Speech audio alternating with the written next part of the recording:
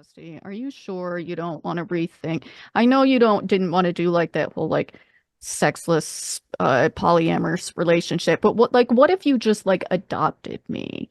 Like what if you Sure. just no like listen, hear me out. I think you've been looking at this the What's wrong way. Like happening? I I know think like you owe everybody else an explanation about this conversation. like What? I Diana. know Oh, I that think you we're caught up. don't I know that Alex Uh, is Diana's dad. That's what I heard. And well so Father? originally he's like you could just like Apollo, you bet you are a nail's that's breadth away from that's fucking the up real bad right now, Apollo. that's the appropriate word. I can't believe you even stopped him. Like You Hi, don't know hi. who. This is Hey, this is. maybe I was referring it to Diana. You don't know. It's true. It's so good to meet listen. you. My name is Alex. This is my wife. This is my daughter, who is older than I am. I think. So yes, a little.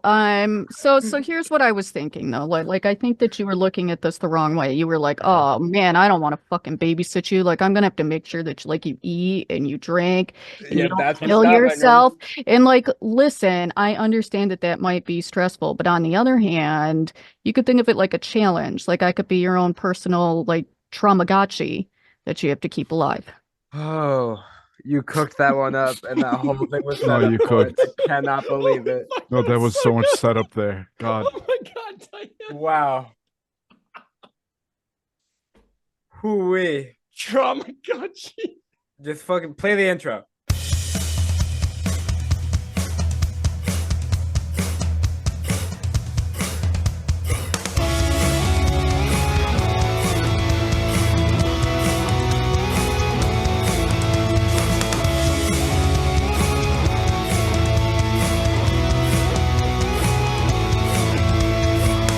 When you hear the call to adventure into the fantasy fold, you never know what's around the next corner.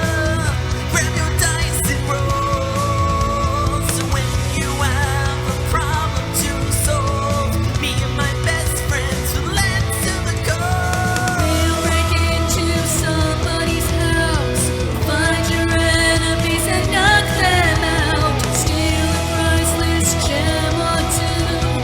We might accidentally hurt you. We're not murderers, but you'll be healed and looted. We might be the bad guys, but with white diluted, because we're critically stupid. Critically stupid. Critically stupid. Critically stupid. Best friends.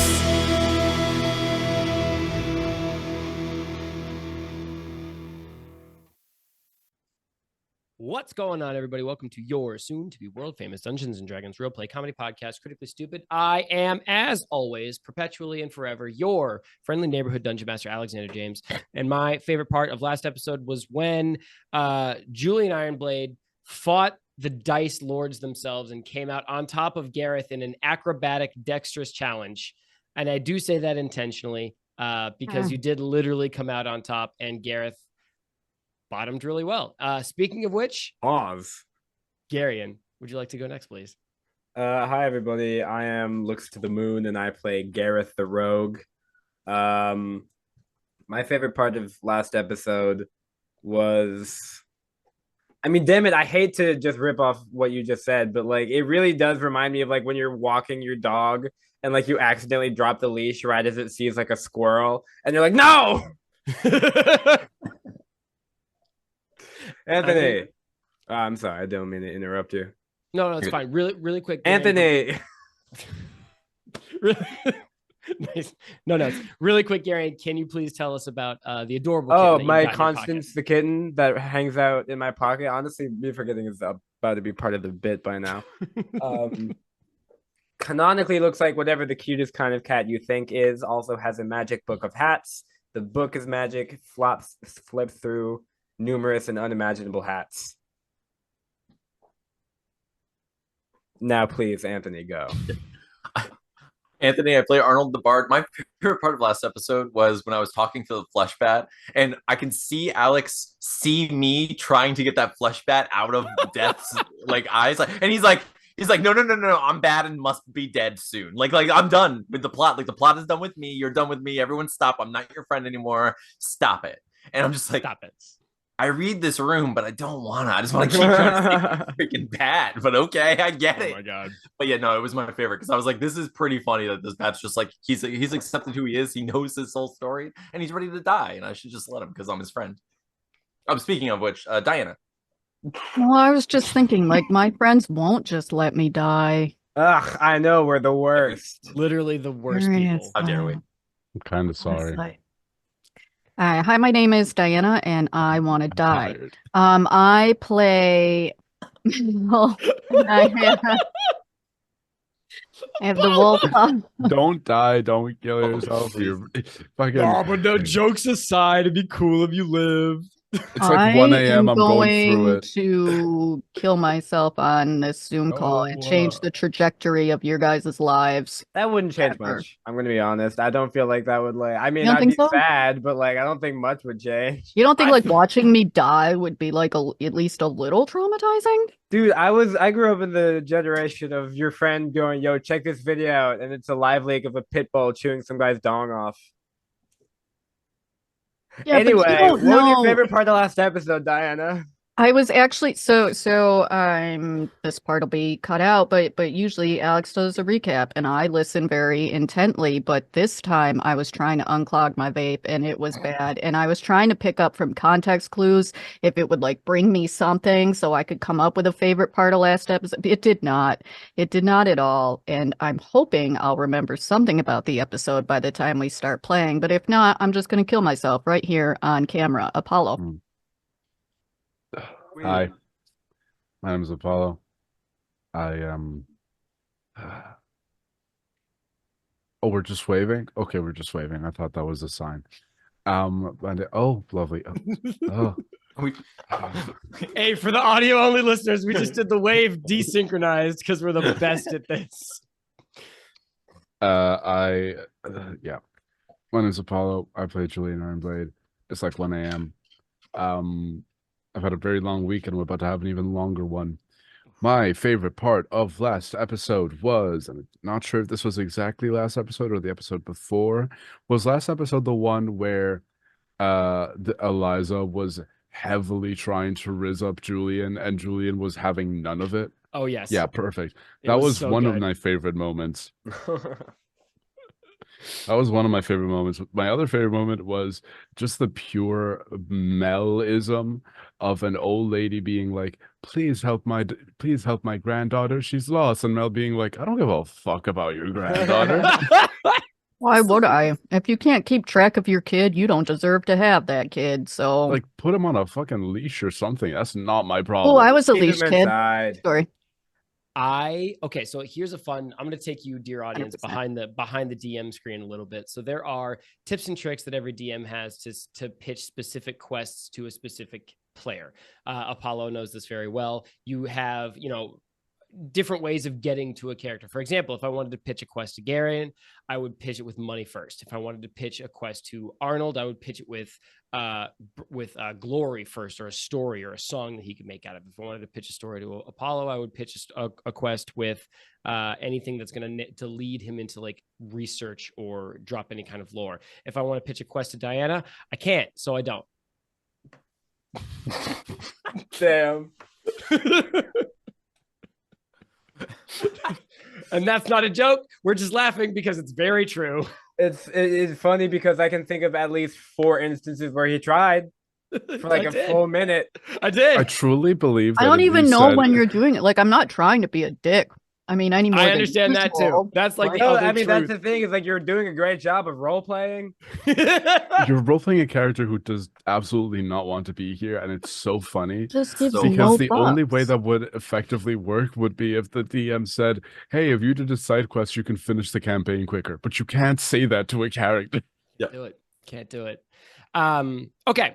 We're going to start this episode as we start every episode, which is a part of your world, which is you, the players, get to make something true about the world, because I spend all of my time doing that, and I'm lazy, and I want you to do it for me for once. And Oh, me for too. once, I mean you do it every episode. So thank you for that. I would like to know about a great soldier from a noble house. We're going to start with Dianna. We're going to start easy. How did this soldier rise to greatness? That was rude on 2 counts. Shocking. You're starting with me and you just called me easy? The easy was referring to the question, not No, your okay. own moral ambiguity.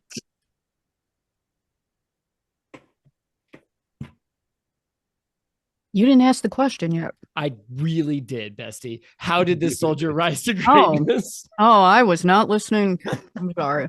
I'm like really on the struggle bus right now, more than usual.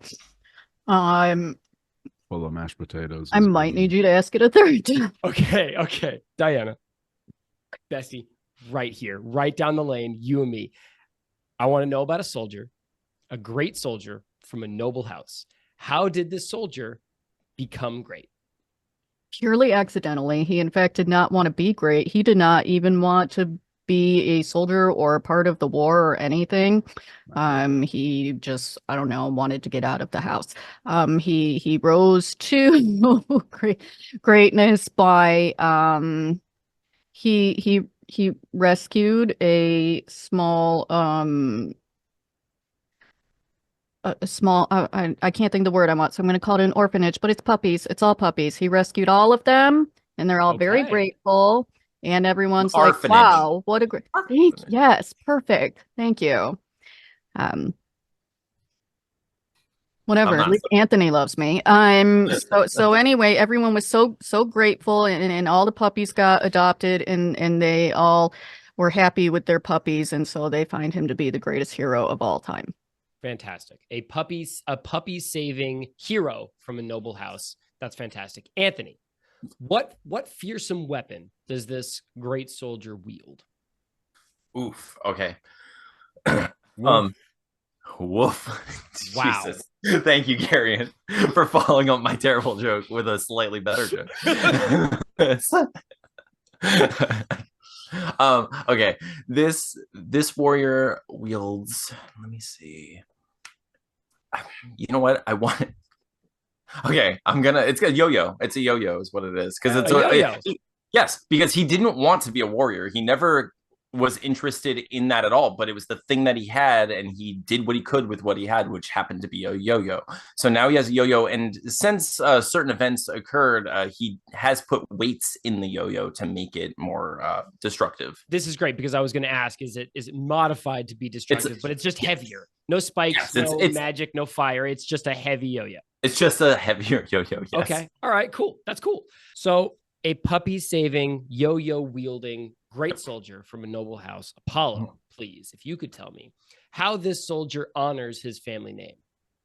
How does he bring his family name into the prestige that he does? See, that's a very interesting question.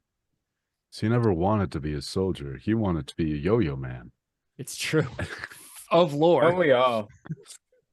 The famous yo-yo man of Barovia. And his favorite move in yo-yoing is walking the dog, which is God Yeah, damn his it, favorite Anthony. move is walking I'm the going to dog. mute you. I'm going to use mute for the first time in this show. I'm sorry. I use it religiously. It's do it. You Um, guys know how he greets people? Garion. You What's guys- up, dog? Oh, I was going to say yo-yo, but that's way better. Fuck. Apollo. Yo, what's up, dog? Anyway. Yeah, well, the family had a proud tradition of raising dogs, and to incorporate the yo-yoing tradition, he invented the walk the dog move, and to honor his family, much like Achilles dragging the body of Hector around the city walls of Troy 3 times after his after their combat, this yo-yo man warrior tangles their defeated opponents in with their yo-yo string and drags them across the battlefield. Nice. Okay, so we started really slapdash with that, and then we ended really, really cool. And I really loved that journey for me personally. That's amazing. Okay. So Garion, my boy, my man, you have a dog saving great soldier who didn't want to be a soldier. He wanted to be a yo-yo man, who tangles his fallen victims in the string of his very heavy yo-yo and drags them behind his horse as he gallops pridefully around the battlefield. My question to you, without naming him, Fuck. why does he have such a peculiar name? Ah, God damn it. I came up with such a good name like 10 minutes ago. Sorry. Son of Just a so I bitch. can know, what was the name? Ah. What was the name you came up with? I need to know it. It was going to be Yosef Yostar, and he goes by Yo-Yo for short. Man, That is pretty JoJo's good. reference? the God, five people who know what JoJo's Bizarre Adventure are who listen to this show are dying right now. 5. This is a D&D actual play podcast. Yeah, get fucking It's a Leo out. solid 40 to 7 at least. 60%. Oh, Okay. God, I'm so pissed. Why does he have such a strange name? Tell me the story behind how he got his name without actually naming it. Oh, balls. Okay.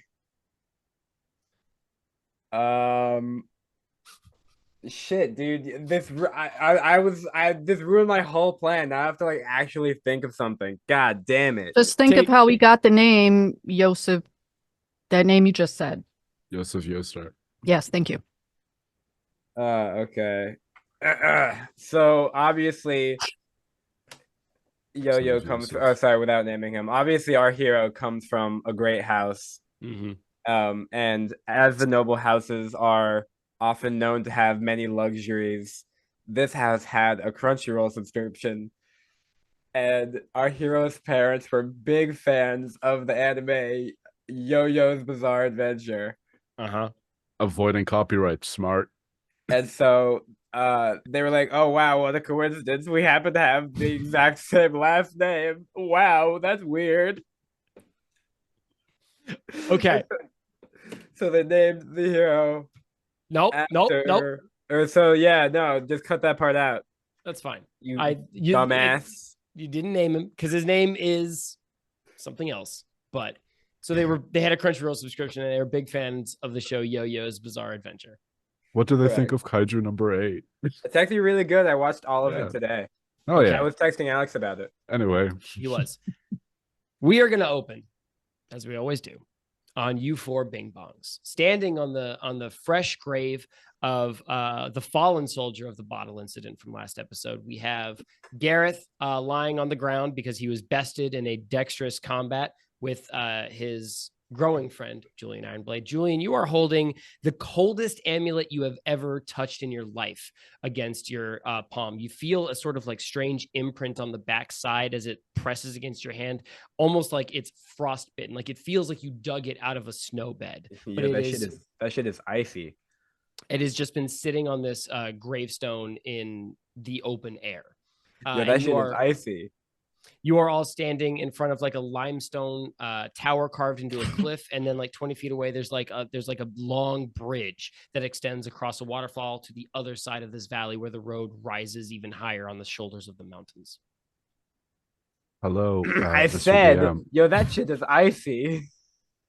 What'd you say, Paul? I punch Gareth. I would like to cast Identify on this thing as a ritual. So I would like to spend 10 minutes just sort of studying it. Okay. I like to imagine that Julian is studying it, like sitting on top of Gareth, and the whole time he's like, Yeah,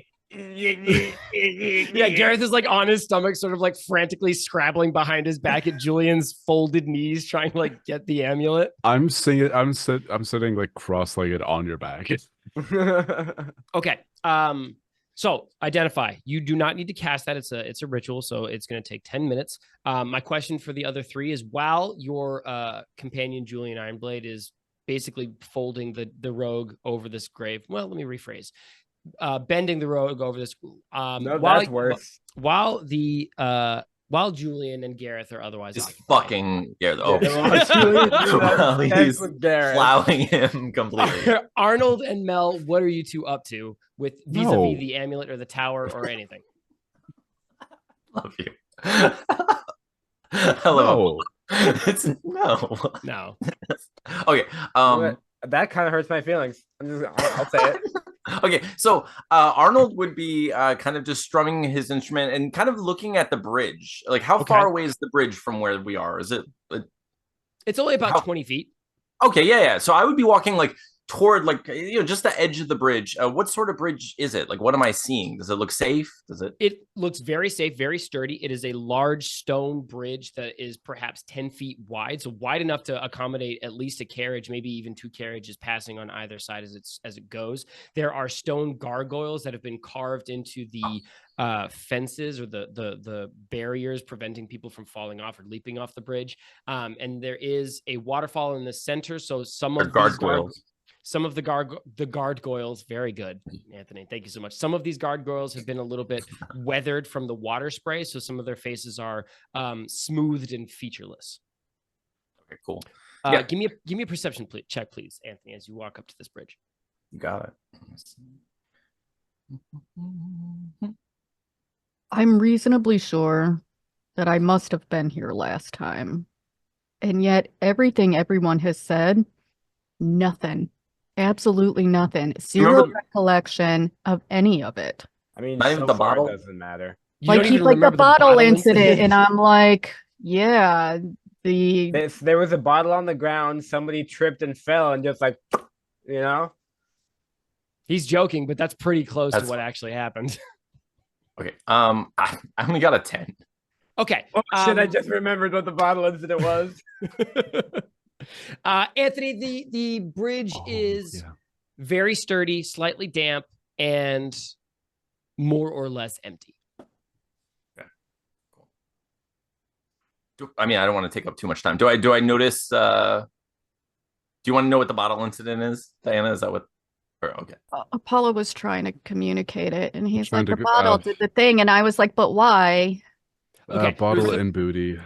For the Remember purposes why. of getting for the purposes of getting us past the bottle incident, Anthony, somebody is standing in the middle of the bridge. Okay, thank you. But the bottle incident was the people know were what? trying to make someone's butthole into a bag of holding, and it Yeah, that's didn't it. work. And it didn't work. Yeah, something went horrible. Anyway, so someone is in the middle of the bridge. Somebody's I don't in the want middle to. of the bridge. Okay. Mel, Is trying to jump off the bridge. no. Okay, so Apollo, you cast Identify on this amulet. Yeah. I just want to try learn as much as I can from it. Oh, he's summoning something. You hear a voice inside your head. Echo like it crawls out of the base of your spine where it meets your brain and slip forward like warm water. And it is the friendliest voice you've ever heard in your life. If you do some silly fucking voice, I swear to God. No, I'm gonna need you. I need to hear it. It better be friendly, dude. It Yeah. better be friendly. I better feel at peace. Well, sure now.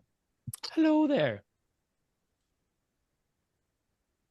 What brings you to my place this fine day? This has got to be racist. Nah, he's spitting. Alex, I know. I'll make him feel at home. Jesus, no way. You know yourself. I just want to ask about this here fucking amulet, you know. Well, sure you do. It's a fine piece of I'm metal. not it entertaining is. this actually. I'm really not. No. Fair enough. No. You can do whatever you gotta do. No. I believe in you. The voice says, jokes aside, welcome and good day. I find myself a little out of time. When are you? Oh, what's the current year, DM? At least like Water Davian year. Thank you so much for asking. It is 1997.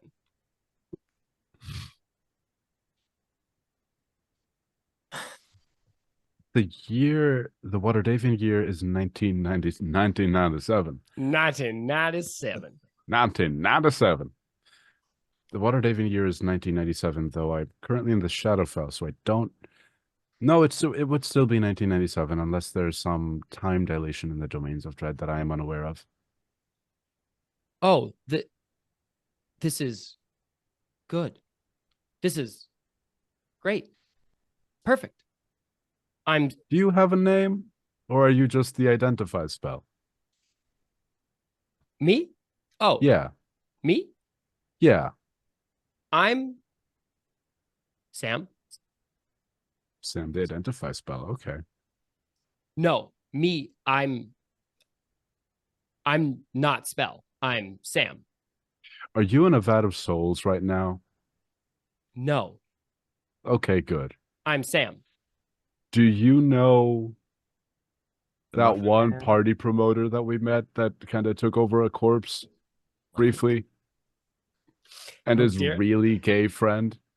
How dare you invoke Big Mike and Eric in this moment where I'm channeling somebody else, Apollo? Well, look, it's not the spell that I tried to summon, so I gotta ask. Fair enough. No. I Do you know Eric? I am cold.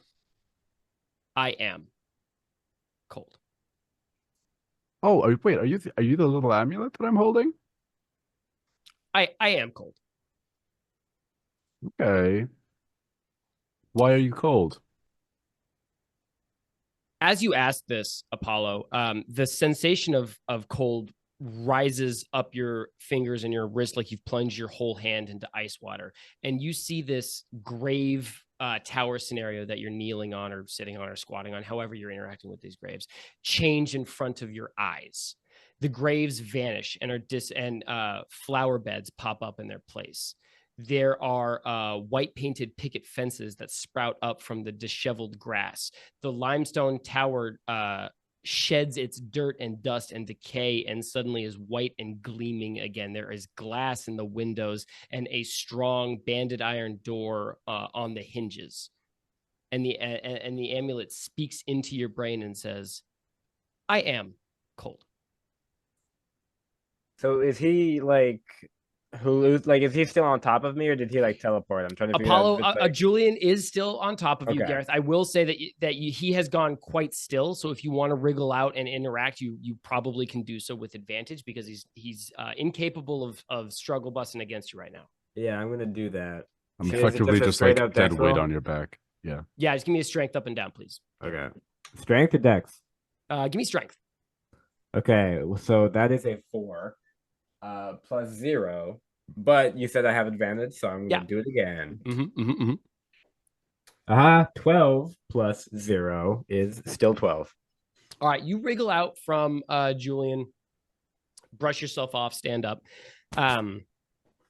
Julian, you feel the world shift a little bit, quake, and the ripples echo through this tower and this flower bed and this white picket fence. And for a second, you see a double image where instead of flower beds and white picket fences and a shining, gleaming white limestone tower, you see a disheveled, abandoned, neglected tower and 2 graves that look about 3 days old and a broken bottle with a little bit of grease still on it. Sam, you're from the past, aren't you? I am. What year is it for you?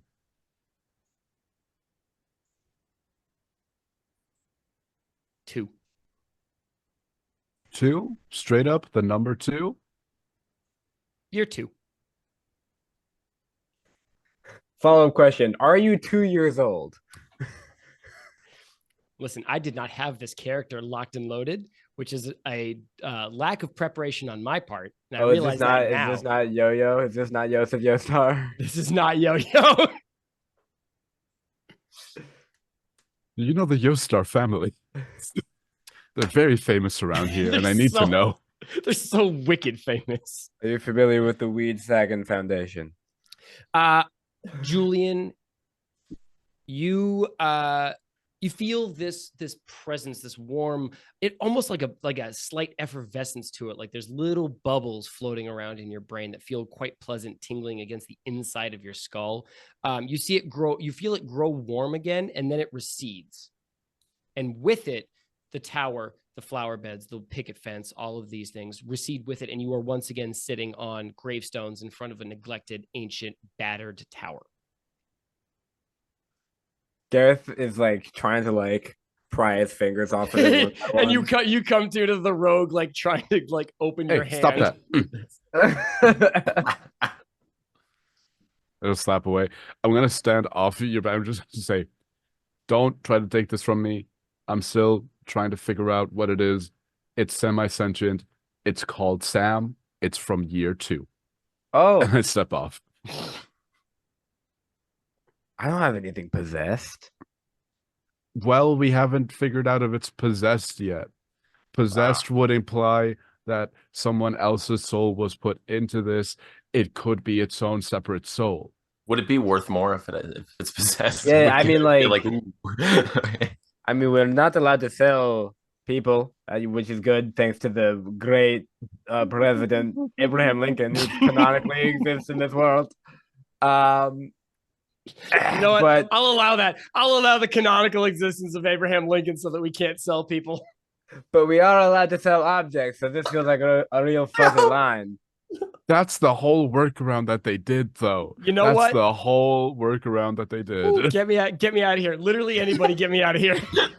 Yeah, okay, I just I cast silence on to the Gareth. next scene. I Smash cast cut. silence on Gareth. All right, smash cut. Smash cut. Arnold walking across this bridge, just a couple feet. God Almighty in heaven, walking across this bridge. Somebody is standing in the middle of this bridge. Is it Abe Lincoln? It is not Abraham Lincoln. Yes. It is a 6.5 foot tall. So Abe Rust- Lincoln. No, not Abe. Yeah, does he have a beard? What's it? 6.5 foot tall. No, that'll be rusted- 7 foot tall with the hat. 6.5 feet tall, rusted iron wearing, sword wielding, mailed gauntlet holding, boot wearing skeleton Ooh, okay. with burning orange eyes. His hands are folded over the hilt of his sword, which is point down in the bridge in front of him. And he is staring at you unblinking, mostly because he doesn't have eyelids. Okay, cool. I was gonna okay. Yeah, I was there with you. So okay, so Arnold approaches him and just says, "Hey friend, are you trying to cross the bridge here?" I do not pass. I am the god. Oh, He said guard, not god. Just says for the guard, record, not- accent is atrocious. I'm not good at voice acting. He said guard. God. Can I ask? I know it's gonna kill me if I don't ask. How many YouTube videos did you watch to get that silly Irish accent before it was thrown away in the garbage? Like I just Oh, before Apollo canceled it Yeah. out of me? Yeah, Actually 100%. zero. Actually zero. okay. I was like, oh man, I hope he didn't put any prep into this because damn. Throwaway voice. Yeah. Look, man, Oh. if you want to do a good Irish accent, please do. I need people to just not that, because Yeah, everyone does that, and Can I I've make a request? nobody in this entire country speaks like that. Fact. Can I make a request though? I want to Yeah. hear like more unusual American accents. Like I want to hear like a Boston accent character, like a Midwest. Like if I heard like Yeah. a Fargo character, like someone was like, "Oh, gee golly, don't you know?" Like that would be interesting as hell, especially if they're a badass, right? Because Yeah, I've yeah. never heard anyone do that. Sure, but for it's sure. And Right? and listen, you won't hear me do it because I'm not good at. I'll give it a college. I'll give it a shot. But like if you're hankering for some really good voice acting, Anthony, you should listen to a different show. Listen, I think you're much better than you give yourself credit for. But fine. All right, Okay. Someone get Mercer in here just to teach us how Get to do Matt accents. Mercer. I know he fucking listens to this show. Get Hey, Matt that's Mercer on the actually an phone. option that's been available to us this whole time. Hey, Matt, we call chose me. Not to. I actually know people who know. Okay. Sure. Okay, so I see the skeleton and he says he's the guard. So I say, oh, are you protecting us or the bridge? Like what are you guarding? I serve the realm, the valley. I protect all lost souls. Oh. Is okay. I mean I'm just walking, I'm just going for a little walk. Is it okay if I cross this bridge or are you stopping me here? Old things are stirring in the valley. The Lord of Castle Ravenloft roams these lands. Tell me, do you serve him? Okay, can I tell whether or not he wants me to serve him? Like can I Ooh, okay. Give me an insight check with disadvantage because he has That's fair. no expression to go off of. Yeah, that's totally fair. Does he Okay, have a police badge? What's My his first- style? my first roll was 23, Oh, Oh, shit. damn. Okay. and my second roll was only 15. So 15. It's hard to tell. Going off of his vibe, it's a burning-eyed skeleton in the middle of a bridge wielding a sword. Fair. Okay. So Yeah. I just say to him, oh, I'm just with my friends here. You know, we're just travelers. Come closer, you and your companions, so I may have a closer look. Okay, I just immediately take a step forward. Just like, oh yeah, hey. And I've never seen a skeleton, so I'm like, yeah, I also want to take a closer look at you, sir, and or ma'am. Gareth, Mel, Julian, are you with Arnold? Are you separate from this scene? Tell me what you're each up to. I think I'm still on the pendant. I think if I'm unsuccessful in snagging him from Julian, I'll start trudging up to where Arnold is. Okay. Diana, what about you? I'm gonna say I'm with Arnold. Okay. I'm Okay. Nope, we're good. The skeleton man says, that is an adorable puppy. And of course, the cat with the what hat is Constance wearing right now, Gareth? You know what? I'm so glad you asked. It is. So this guy, what kind of armor is this guy wearing? You said it's like metal armor. Think starting armor in a Skyrim game. Okay. Then I didn't think I'd get both of you on that one. Hey man, I'm a simple man. Somebody mentioned Skyrim, I go ooh. That's that clown to clown communication we talked about last episode. I think Constance is wearing his just like default standard wizard hat. Okay. It was so synchronized. Well, it really was. This skeletal guard says, and I quite enjoy the tiny wizard that you have in your pocket. Thank you.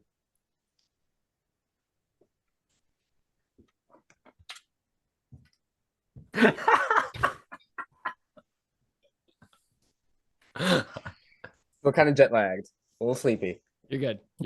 What the fuck? I gotta get the blood pumping. He's fallen asleep on camera before. He's getting the blood up. We respect the hell out of it. So are we like, who's talking? Arnold is like the one talking to the skeleton, so I haven't really like. You can all get in there. I see Gareth, I see Mel, I see Arnold talking to the skeleton, and I see Julian sort of wrapped up at the foot of the bridge kind of vibe. Okay, well, I don't have the fucking. I think I see the skeleton and I go, not yet. I think Gareth first thing comes to mind. He goes, so what is there like a toll or something to pass this bridge? Passage throughout the valley is free of charge. However, okay, great, thank you. He shuffles to one side as if to let you pass through. He doesn't impede your path at all.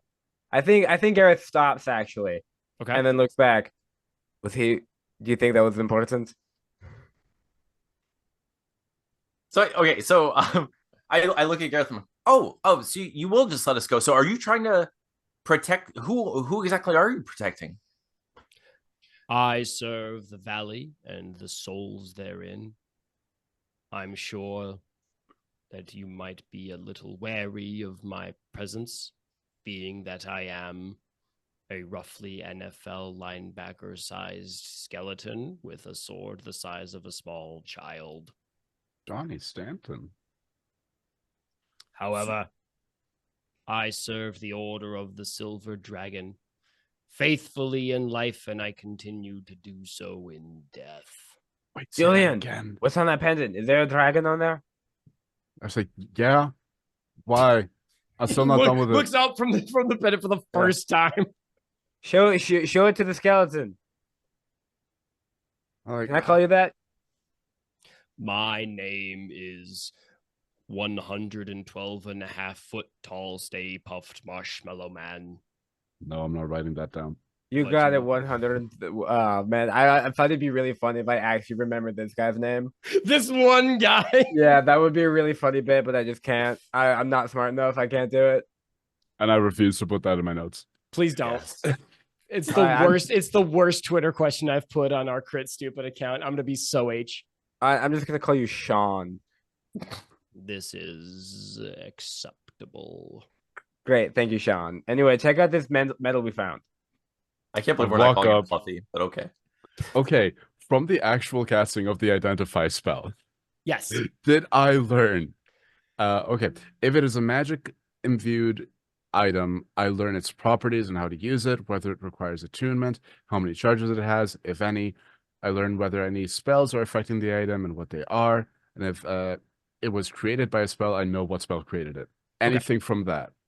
It is. This item is deeply, deeply, deeply possessed.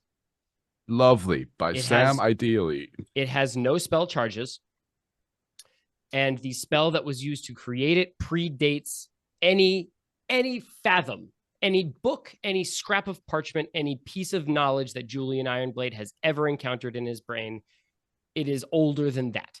This spell is approximately it's older than 1,995 years old. It was older created than in the two. year 2. The year 2. It's so old.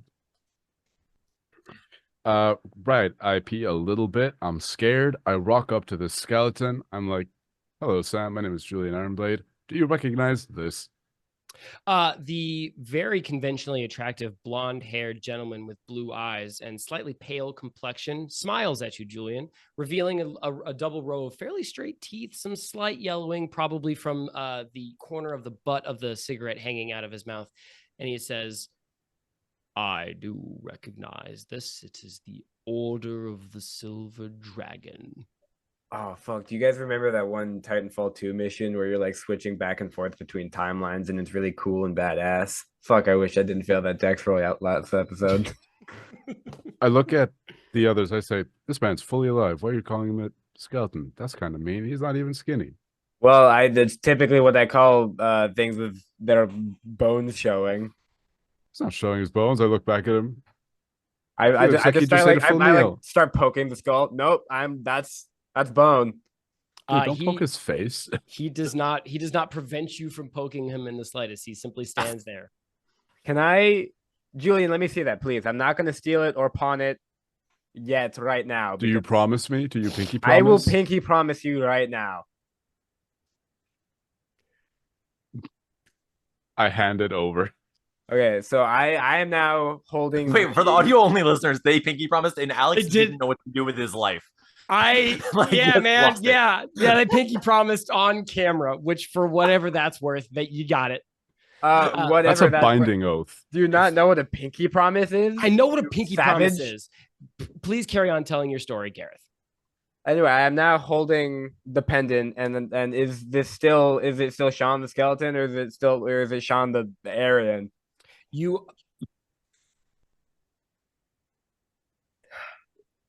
Just answer the fucking question. King, I need you to stop making historical references. They're not good. And I know what you're going for, but it's deeply upsetting. Wait. Deanna's giving you the disapproving stare, and I don't know how much longer I can handle it because I feel like it's to me. Just Answer the fucking question, Alex. God damn it. From what region of the Caucasus Mountains does he hail from? Gareth. oh god. The orange-eyed skeleton perceives you with his hand still folded on the hilt of his sword, the tip of the sword still buried in the slightly damp stone of this bridge, and he just sort of stares at you silently. But still very much bony skeleton man. Still very rib cage forward, yes. Okay, Julian, does he still look like a man, or do you see his bones, his skull? Second one. Oh, I can see him. I see him bony now. You do see his exposed bone. Yes. I Julian. take a step back and say, bones. Bones. Yep, Okay. bones. So, what's your deal, man? Why can't you see it? I Is it don't know. because I was kind of hoping I would see. I thought it would be like a cool switchy thing, but I don't know. Can Maybe Arnold try it? So Arnold goes, I want one. Let me have a turn. I want a turn. I want a turn. Let me try this thing. Give me this thing. Everyone hold maybe a curse it's because amulet. I'm like bad at magic. Maybe you do magic, right? Yeah. Yes. Of course. I hear. Bang. There you go. Okay. Magic. So I hold this thing. I look at the bone guy. Do I see a bone guy? Do I see his bone? Give me a constitution. No, give me an intelligence save, please. Okay. Arnold. Yeah. Does the didn't even bony bother asking pelvis Gareth. does the bony pelvis turn into a dumpy or not? Was he caked up in life? You looking at his I boner? Julian, I will tell you, out of the love, Yeah, scale of out 1 to 10, how caked up was he? out in of the life? love I bear for your human avatar, I will tell Julian Ironblade that you are disappointed by the skeletal frame because you are, alas, unable to see the absolute Tonka branded dump truck that this warrior was hauling behind him. Double cheeked up on a Thursday, which is new episode. Double cheeked up on a Thursday. It's going in our Twitter bio tomorrow. Oof. On Okay, a Monday? Arnold, I only got an 11. you feel a slight tingling in your fingertips, but no perceivable difference. The skeleton man stays skeletal. Okay, so I just go, oh, it tickles, and I give it back to Julian. I'm just like, yeah. Like I don't want this thing. Julian, at this point, holding it again, you see a double image. You see the skeleton, but then you also see a sort of like slightly transparent, almost like a 50% opaque, tall blonde gentleman with the heaviest pair of ass cheeks you have ever perceived with your own eyes. So I see half of it. So it's done like as diagonal across the body. So full dump truck, but I was thinking of like a spectral 3D, face. like a 3D image where you don't have the glasses on. Like it's Yeah. like Lovely. once. Okay. I look at him and I just say, okay, so this amulet of the Order of the Silver Dragon somehow is letting me see an echo from the past of when you were alive. What? Any info on about how that might be going on? You might inquire in Argenvistholt at Sir Godfrey. Is that this way? Okay. And then I like point down the bridge. Yes, Argenvistholt, and I have to find a person called Saint Gottfried? Sir Godfrey is a learned warrior who knows much about spells. And then his arm sort of God, like finally, someone who fucking knows what they're talking about. his arm creaks and squeals as dry bones like hammers against dry bone, and he like picks up his hand and points in a sort of like rigid jerking motion down the other side of the bridge, Gareth, from the direction you guys came. So we would like pass this guy and go down the bridge. Ostensibly, yes. Yeah. Okay. All right. Let's go find Godfrey then, I guess. A word of warning. Sir Vladimir Horngard is not to be trusted. I'll guard my horn. And he what? his jaw breaks. Like a corner of his skeletal jaw like snaps and a piece of bone like flies into this misting waterfall, and his jaw hangs and clacks as he continues to speak using a slightly disembodied jaw, and he says, "My oath prevents me from disspeaking my leader, but he is not to be trusted." Okay. Is there anything we can do? Well, I'm a gifted cleric. Is there anything I can do to bring you peace, or are you content staying as a guardian here? My oath binds me to this valley. I will save what souls I can. And then above table, Julian, If you want to give me an Arcana check, you can try and get a shot at what this thing is. Actually, I'll take an Arcana or a Nature check from any of you to try and identify what exactly 112 and a half foot tall Stay Puft Marshmallow Man is. I got a 21 on Arcana. Whoa. After Yeah. we're Good. done talking to the skeleton and move down the bridge, can that be a bathroom break time? Yeah. Cool. Only a 12 for me. For what? Arcana? Yeah. Gareth Dirty is not going to 20 bother. on nature. What'd you get, Bessie? Dirty 20 on nature. Okay. Arnold and Mel, sort of putting your heads together and going over a quick one sheet of your references. You are able to determine that this is a revenant, which is a ghostly spirit that has been resurrected due to unfinished anger-focused business in this plane, Badass. which is kind of like Dianna in real life. You know, I was just thinking that I would be really upset if I was not allowed to pass on, unless I get to choose like if and how I haunt and who I haunt. Ooh, for sure. This That would be is so a great. deep question for another Would actually be a podcast, lot but of this fun. podcast is taking a bathroom break, and we will be right back after these brief Yippee. messages.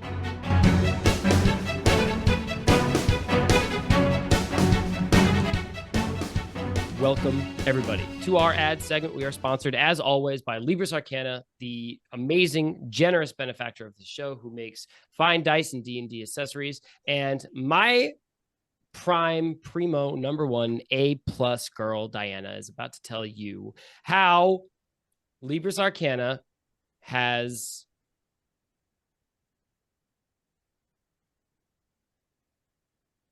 I'm on the edge of my seat. taught her how to make mashed potatoes. Sure. Oh, I don't know how to make mashed potatoes. Are you kidding me? Like, I fucking hate cooking. You know what Libris Arcana did for me, however, was allow me to get somebody to make the mashed potatoes. I pay them with sweet Libris Arcana dice, which I can do because of the monthly subscription. So that way I'm able to keep a constant influx of mashed potatoes. I get the impression that the dice kind of wish I would learn how to make my own, but it's just not gonna fucking happen. Like I'm how old and I don't know how to make them. This is just a baseline part of my personality now. But again, thanks to Libris Arcana dice, I have had potatoes the last like 3 or 4 recording sessions. Now, Anthony, if our dear, generous listeners wanted to get their own serving of potato funded by Libris Arcana, or I guess inspired by Libris Arcana, how would they go about doing that?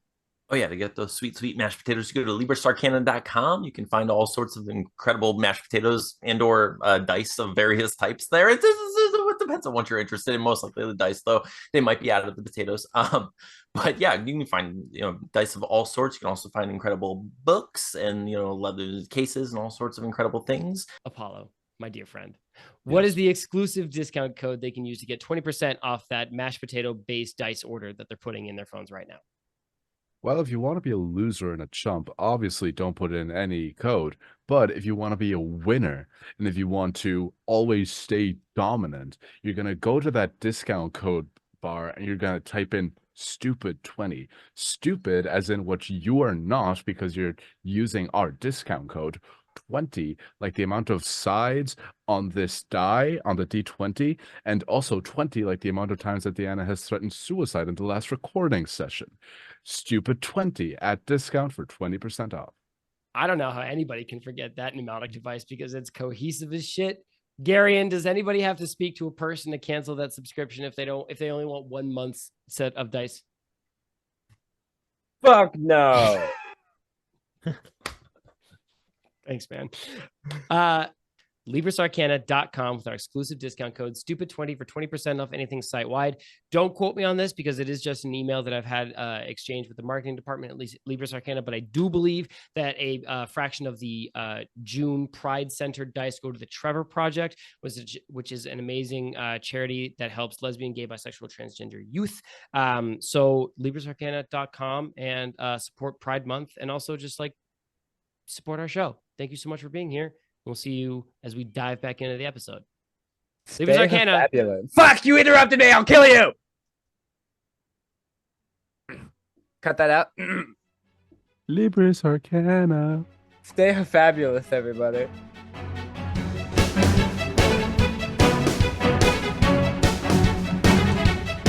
What's going on, everybody? Welcome back to the show. We have all peed. We have refreshed our beverages. Diana has either smoked or consumed mashed potatoes, or both. You'll never know.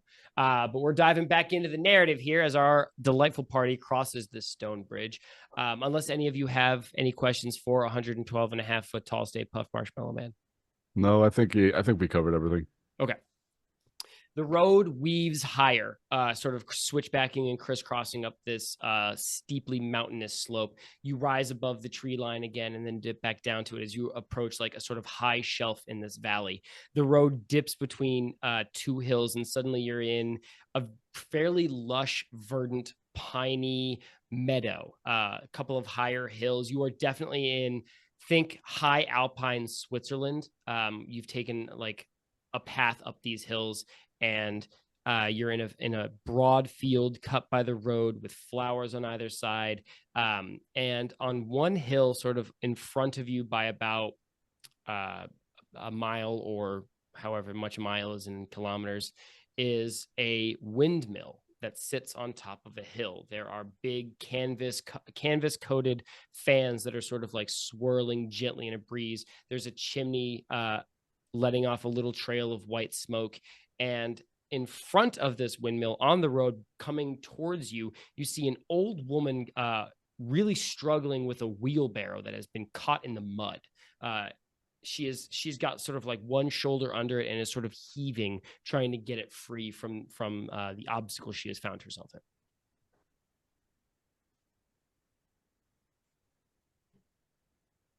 So how far away from us is she? Like stuck in the mud? She's probably about 30 feet down the road. 30 feet.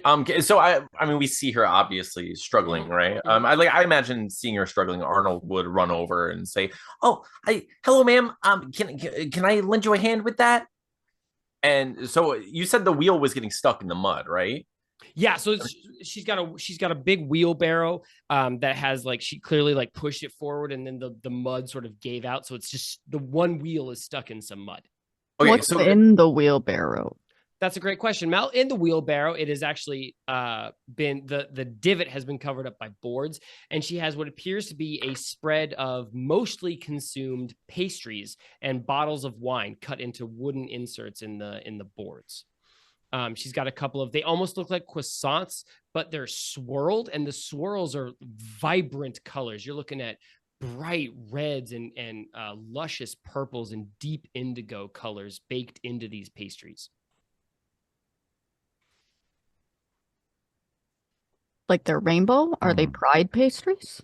They are not pride pastries. I'm talking about they are rows of individually colored. So there's an indigo row, and then there's a so still kind of like a rainbow though. A little bit like a rainbow. However, I can't stress this enough. They are mostly eaten. There's only about 5 or so pastries on this cart, where clearly there were earlier mountains of them. You see like flakes and bits of coarse pastry scattered throughout the boards. Okay. Concerning. So as I approach and I say, may I lend you a hand? I want to cast Mage Hand under that wheel that's stuck, and just kind of like let the wheel flow over the Mage Hand, as if to like, just like kind of jimmy out of the mud. Totally. This trick works just fine. The wheelbarrow kind of like sucks out of the mud with a wet squelching sound and rolls free onto the dry dirt of the path. And this old lady says, "Oh gosh, you sure betcha. Thank you so much." Oh man, I was in a real pickle there. I'll tell you what, you really saved me, man. Thank you so much. Oh yeah, of course. I'm sorry. I don't mean to pry. We're just, traveling here. What are these pastries? They look delicious. Oh gosh, these guys. Oh, you don't want any of these. These are just my own home baked pastries. You don't. Yeah, I'm sure you guys have. I mean, you look like adventurers. I mean, like you guys have had plenty of pastries before. You don't need any of my silly home baked goods. What a foolish sentence you just said. Number one rule of adventuring is always accept baked goods whenever you see them. No questions asked. Oh, that's a new one for me. Gosh, I haven't heard that before. That's good. I'm going to write that down. That's a nice little piece of information to give out to strangers that I meet on the roads here. Do you want a pastry, good sir? You or your kitten? They're pet friendly. Ah, well, what flavors do you have?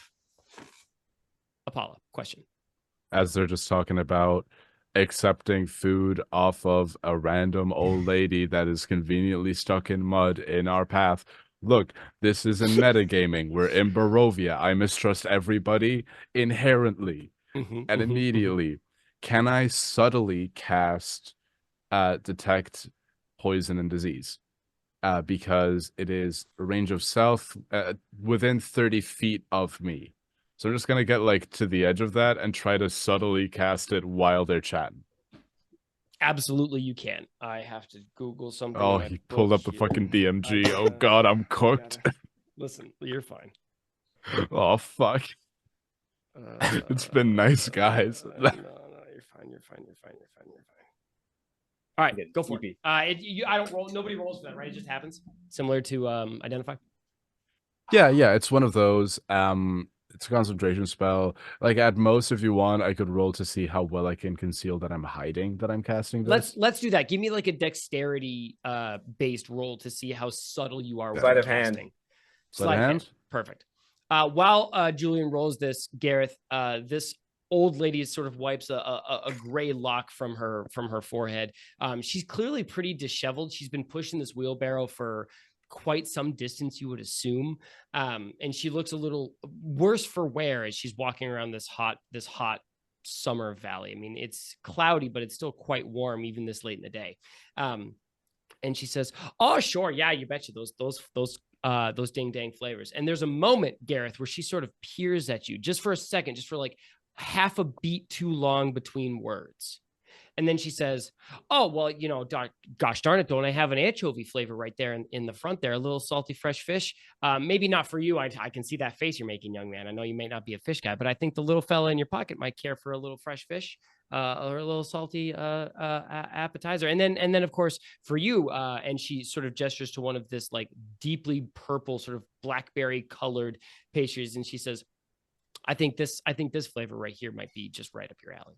I'm gonna ask a lot here, and I'm gonna ask for Constance to do something useful that isn't looking cute and changing hats. Whoa. Can Constance hop out of my pocket and go sniff the pastries on the ground? Yeah, I'll allow that. I mean, that's cat based. I won't even have you roll for it because cats are cute. Julian, what'd you get? 16 to conceal my casting of this spell. Yeah, pretty subtle. I think that Mel and Arnold both clock you do it, but the old lady being concerned with trying to sell a pastry to Gareth and his cat does not, or at least obviously. But Apollo, what you get for your spell is, damn it, these pastries look delicious. They look delicious. Are they riddled with poison and or disease? They are not. They appear to be riddled with butter and good lamination technique. Lovely. I think the way that I disguise it is I have my spell book up as if I'm writing notes, but I'm actually doing the somatic components of casting the spell. And I just put the book down, I look at the other two and just give them a nod. Good to go. I'm in. They're Okay. safe. Arnold nods back immediately, like, "Oh yeah, I don't know what's happening, but I like that we're nodding." I message. I do the message cantrip, and I just like very subtly. I do finger guns. There it is. There's the Nice. final iteration of Finger finger guns. Those not subtle. She notices the finger guns. She doesn't care. I do the finger guns. I tell you guys they're safe to eat, and then I just randomly finger gun the old lady just so that she doesn't feel left out. For a second, I thought you were gonna go, and then I finger gun the camera that I know is watching us. Hey, man. Constance the kitten leaps out of your pocket, Gareth, onto the boards of this cart, sniffs one of these pastries, and immediately sits back on his haunches and gives just the cutest little yawn you have ever seen in your life. Just full on, all big teeth extended, tongue lolling out, and then presses one paw against one of the pastries like he wants it, but he knows that he's not supposed to take it. I'm gonna try. I don't know what I would roll for this, but I feel like I would have some experience with testing food for poison as a rogue.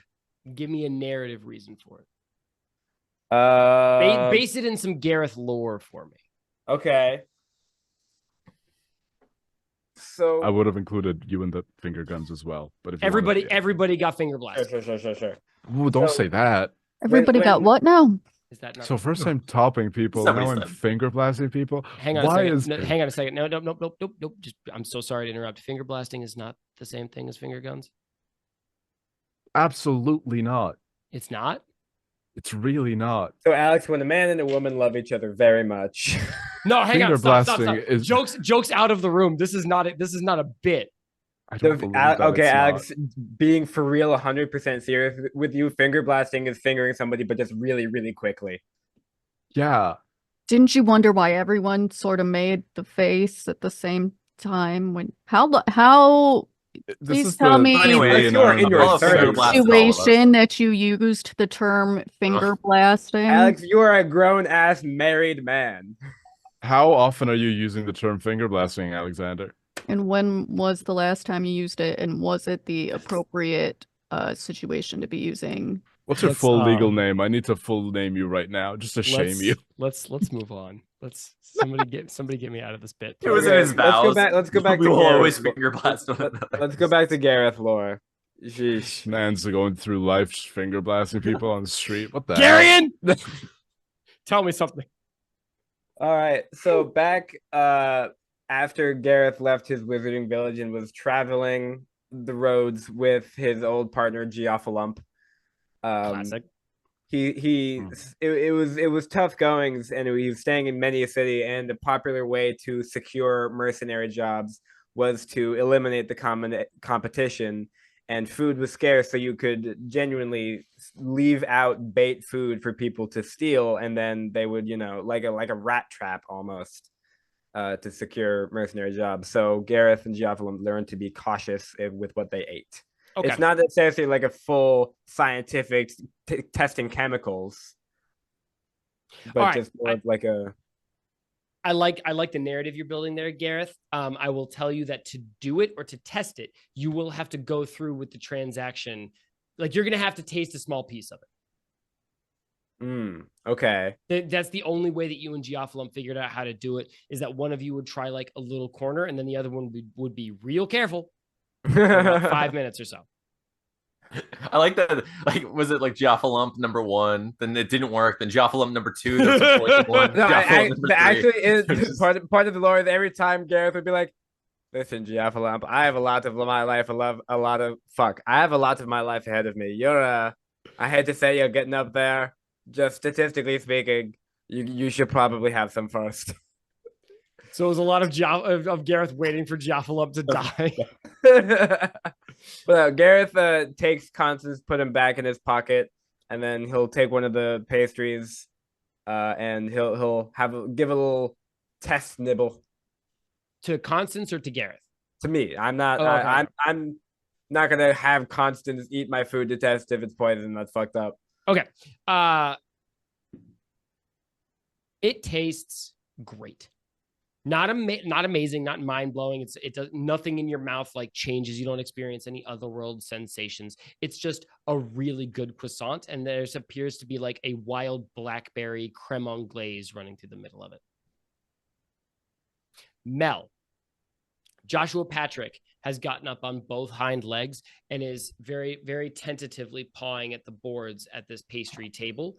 And this old lady says, "Oh, sure. Well, and now if your young doggo there would like a little scrap, a little morsel, I've got little dog biscuits here that I make. I don't charge for them because I'm never going to charge a pupper for wanting to be hungry. But I could give him a little dog biscuit if his mom says it's okay." Yeah, he'd take a dog. Yeah, I think Gareth is also splitting the rest of the pastry with Constance. By the way. Okay. She reaches in. She's got a little insert cut into the wooden board, similar to where she's got this sort of row of wine bottles, but she's got a little glass jar, and she pulls out a classic like dog bone sized biscuit, and hands it to Josh Pad, who seems overjoyed. Mel, he like grabs it, and then he does that thing where he like dances in a circle and then puts both hands on his snoot while he bites at it to show that he's like really excited about it. Adorable. So Arnold wants to ask. So Arnold steps forward and he's like, "Hey, it looks like you've sold most of your products here. Where were you coming from?" Oh, I just came from Milwaukee. I was just helping the poor. Gosh darn it, there's a whole scenario of like tents out by the wall where the mayor won't let them in, and I've been giving pastries away to the good people of Barovia who are just there in their little tents. You know, they're having a hard time, and I thought to myself, I thought, Margotha, you know, it might be nice if you gave the people of Barovia a little something back in return for all the things they've given you. That's really sweet. So can I ask? I want to ask her. So do you have any like dessert flavor, like maple flavored?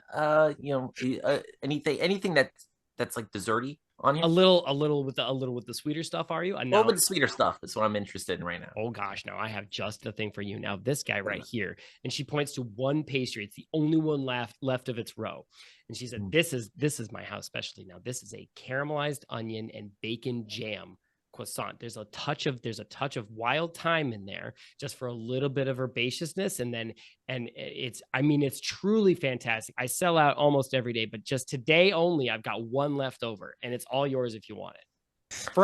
Free of charge for helping me get my wagon out of the mud, obviously. I appreciate that. How much do you normally charge for these?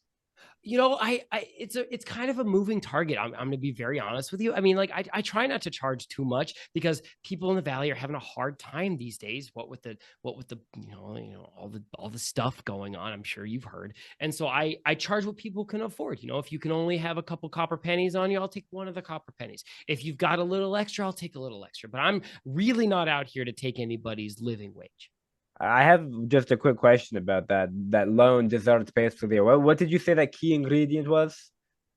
It's a caramelized onion and then a bacon jam and then a little wild thyme, just a little skosh magosh. Okay, Arnold, and I bring him into like a little huddle. Little huddle, classic. I think Just sidebarring. if I'm going to be honest, I kind of Hansel and Gretel. I don't trust old women out in the middle of the wilderness. And also, things are getting a little timey-wimey here with that metal. And I don't like, I think wild thyme may be some sort of cursed ingredient. So just saying, if you go back to the year 2 after eating that pastry, be just a heads up, man. Just be so careful. Are you saying that there's a chance that this nice lady is giving away time traveling pastries? And I just grab the pastry and I'm like, just like this is incredible. No, so but what I really would like to do is just like would be like, oh, that sounds incredible. I'm like, and I kind of wink at Gareth, and I do take a little bite of it, and it's just to see. I'm not throwing the entire thing in my mouth. I'm taking a little bite and see how I feel about it. Totally. It is delicious and you stay where you're standing. You don't transport to a different time. The valley stays exactly the same. It's just a really, really good pastry. Arnold, what year is it? Arnold, are you with me? So, like, I think my name is Sam. It's a year 2. Okay, so can I want to like reach in my pocket. I don't think I have any money from Barovia. I'm not like, I don't think we've gotten to the point where I've changed over any sort of money, right? Like I only have boobies on me, I'm pretty sure. Probably, it's like $5. Yeah. So I would like to, but like regardless, I want to, give this person a couple boobies, so just something for trouble. Anyway. Okay. She is very flattered, and she says, "Oh gosh, now this is, you guys, you're just so nice. You don't have to pay for that. I mean, you helped me get my wagon unstuck. Like you're so sweet. I won't insult you by returning it, but know that you don't have to pay for it. If you ever need anything, you feel free to come by. But my name is Morgantha, and this is my home right here." And she points at the windmill, and she says, "If you need anything, you stop by night or day. Wake me up. I don't care. You guys you're just the sweetest." But before I go, I mean, it is getting a little late, and listen, golly, my dogs are barking. But could I just, you angry face girl and you moon face boy with the book, do you guys want a pastry off the card just because you're all just so nice? Oh no, thank you. I'm all right. Okay. Moon? I'm okay. Thank you very much. Morgantha, I have a quick question for you, if you could spare at the time. Oh, absolutely. You mentioned all of that stuff going on, and then you were like, We don't. Yeah, I was like, yeah, that's more what I'm concerned with. I'm good with food, but what's going on in Wallaki? Oh my gosh, are you guys are you're new to the valley, aren't? Oh my gosh, you guys are new to the valley? This is a level of excitement that, quite frankly, we've never experienced before. This is so great. Oh my gosh. Okay. Reel it in, Morgantha. Let's be a normal person here. So, have you ever heard of The Muffin Man? Strahd? Sorry. Actually, I do quite like a muffin. I muffin actually I have a carrot ginger muffin that I make on my cart here, and gosh, have I not sold all of them today? But anyway, no. Have you heard of Strahd? Yes, we met him. Yes, he almost killed one of us. Or No. he did, and it was an illusion. Yeah. Yeah. Impossible. Strahd is the best. He's the greatest guy you've ever met. So Strahd's sort of like the lord of this valley, and he's gosh darn it, he's dope as heck. Very nice. If you ever meet him, tell him I sent you. He's gonna treat you just the way you deserve to be treated. But anyway, I don't like that implication. he is an absolute sweetheart, and he's been going around sort of doing these he's got organizational changes for this valley.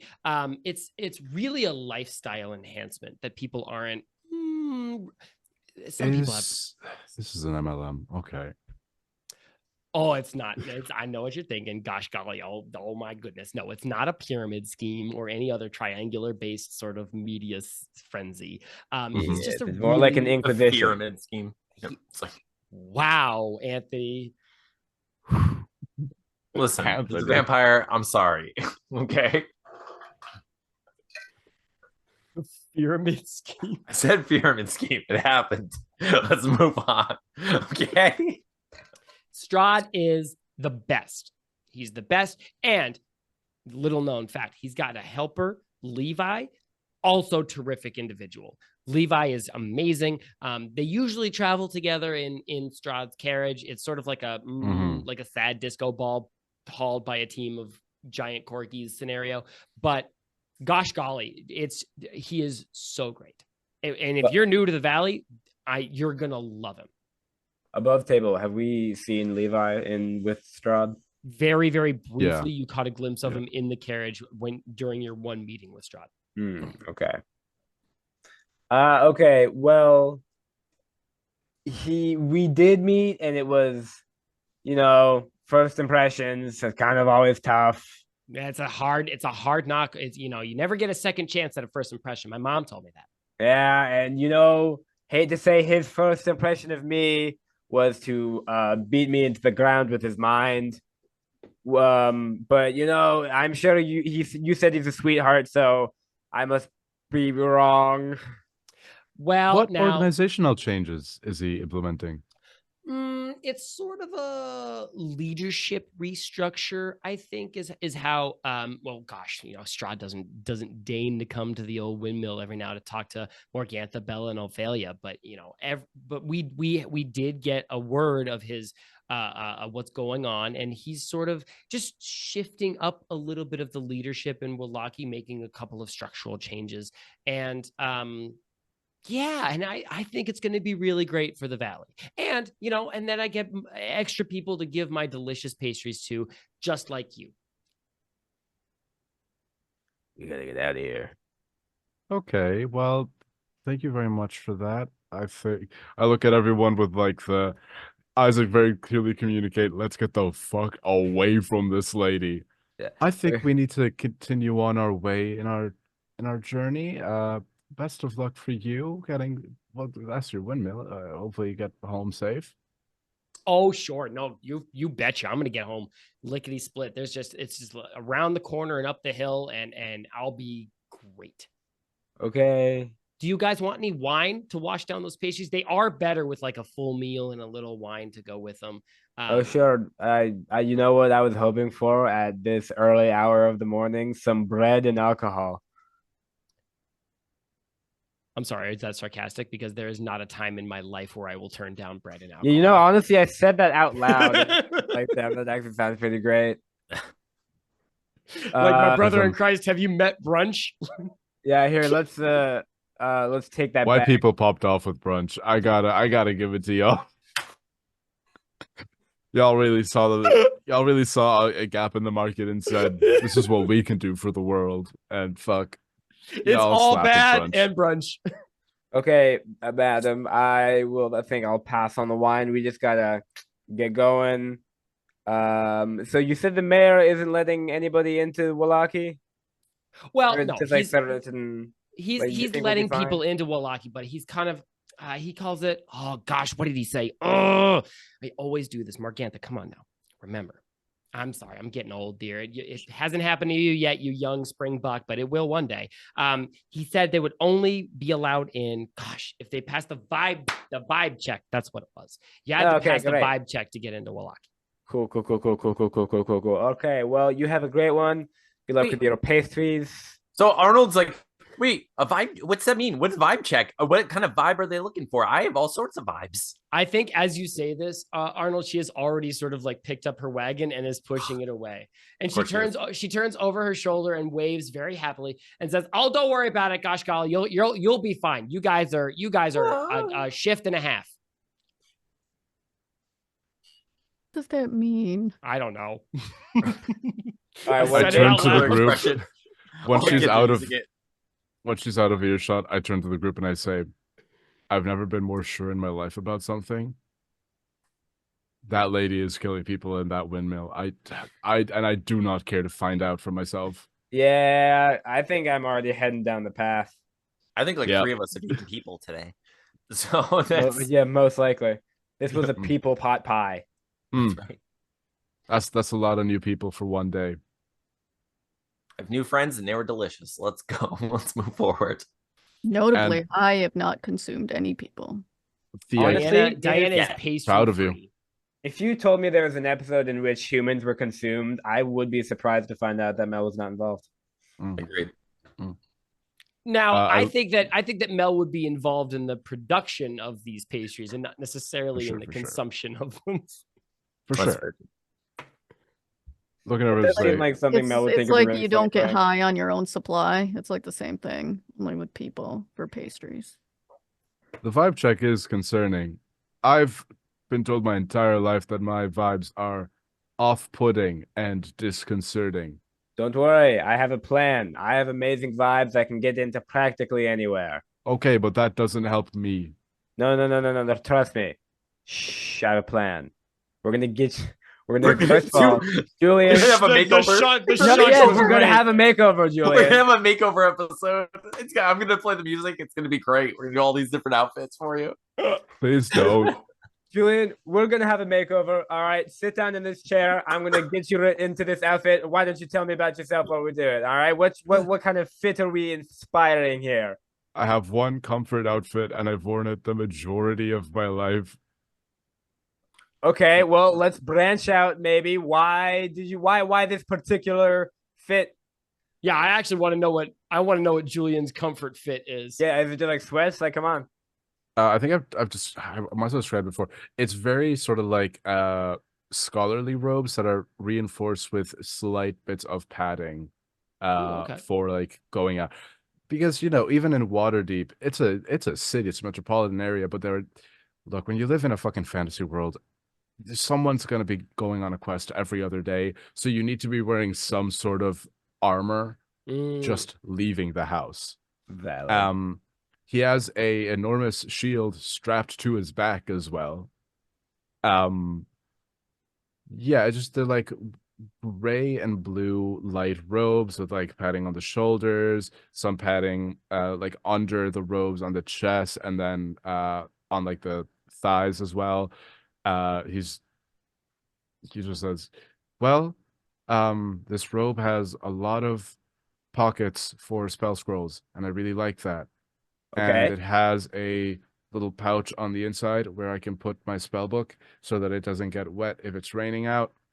And I have my mace clipped onto my belt, and I have a shield strapped to my back. Amazing practical use. However, we need to get inside the city and pass a vibe check. And What if they're looking for bad vibes though? If that's the case, I'm in. I'm very adept at looking for vibes. I've had to get into my way to many back alley poker rooms. Now, what the key to getting in is, especially into big cities like this, is to make yourself appear open and honest to who you are. They don't like the secluded, withdrawn types. Yeah, So but why that don't is who we? I am. That is I know, and 100% who I am. I don't. we're changing it. That's why we're doing a makeover. It's temporary, temporary Okay. makeover. Shh. He like puts his finger on his lip. Shh. Hmm. Tell me about your homeland. Let's bring out the dwarf. All right, everybody loves dwarves. You I'm pretty sure I need a retwist, but I don't think I trust any of y'all to touch my hair. Um, Okay, listen, Arnold would be fantastic at doing hair. I He's actually- an I look advocate at leader. Arnold, I'm He's like- That might be also, true. like, I was listen, literally about to say that Arnold I give touched Garrett's Ar- I- hair. I cast guidance on Arnold, and I'm like, can you give me a retwist real quick? like, I'm on this. Are you kidding me? Yes. All right, Of all course right. I get. Let's do this. While actually, Arnold, roll me a dex check with advantage, please. And then Okay. guidance is an additional D4. Is that right, Yeah, Julian? yeah. All right, and then add a D4 to it. You better not fuck up my locks. Oh no. Can he get advantage? Oh, I because got I do genuinely yes! believe that. All he's right, I got really a good at nat cutting hair. 19. That's good. Ooh. All right, roll a D4. All right. I got a 3. Okay. Dang. So with a 22, I'm looking You- good. I'm like, yeah, Julian's locks are looking very Lined fresh. up. And I'm lined up. while you are doing this, you hear Shut up. screaming coming from the deep woods that are just on the other side of this flowered field at the base of this windmill. And Probably you fine. see a very slight, slim-shouldered woman with very pale hair streaked with black, like charcoal fingers have run through her flowing mane, burst from these woods wearing tattered clothes. Her eyes are huge, the size of dinner plates with fear. She has like sweat soaking her whole face, and she clocks you, Mel, across this field. And Why? she screams, because I want you to be Because involved in Arnold and I are some busy giving facet." Julian a makeover. We are. obviously. I'm Also, there's having a makeover retwist. happening. There's like a full mirror set up. And she screams, "Help me!" as 6 dire wolves the size of horses burst out of the woods behind her and start chasing her down. 6 of them. Fuck me. Hold on, I gotta. Asking Mel to choose between a stranger and wolves. I know. Now listen, like- with this crisis of moral faith here, we're gonna end the episode and we're gonna have a merch moment. Before you scroll away, please don't. Whoa. Wait. We're gonna talk about some items in our merch store, and then Julian has a question. Julian goes first. For the purposes of being the note taker, and because I love my fellow note takers out there, we see you, we appreciate you. I would like you to know that the description of the woman, the very, artful and tactful description you gave of her in her state of duress, has been transcribed as looks raggedy. Damn. Nailed it. That's why your shoes raggedy. Speaking That's of why you're the looking, note taker. Speaking of looking raggedy, you could look pretty polished and great if you go to our Etsy page, www.etsy/critically shop. I'm pretty sure. Check out all of our great merch we have there. We have the new drop from Haley about the Gravewalker t-shirt that's got the what? Why is everybody laughing? I'm just like Diana's choice, like timing choices. Like I'm gonna take a hit of this right now. I was yawning. I'm sorry. I'm sleepy. I missed it. because this is clogged, and I'm like, good golly, my backup. This is the 3rd time of this fucking DMT. Cool. All right, so hey, really quick I'm gonna be out for like 10 minutes. before Diana dissolves into a mist, go to our Etsy shop, check out all of our cool merch that we've got Gravewalker merch, and then we've also got a new sweatshirt and notebook dropped by Tilly that's got some tarot card art saying your fates cannot save you. That's inspired by the episode where Gareth died and had tattoos all over his body. Diana, say something really nice about the merch program quick before you dissolve into fog. It's fantastic. It's beautiful. 10 out of 10. No notes. Quick, No. Alex. If you want to get your art on our merch, how can you do that? Hit us up at Twitter @CritStupid or on our Instagram @CritStupid or on TikTok @CritStupid. Send us a message. Get at us. It's a profit sharing merch program. We would love to work with you and build some designs based on our show. Thank you all so much for being here. This was a tremendous episode, and I loved it very much. Bye.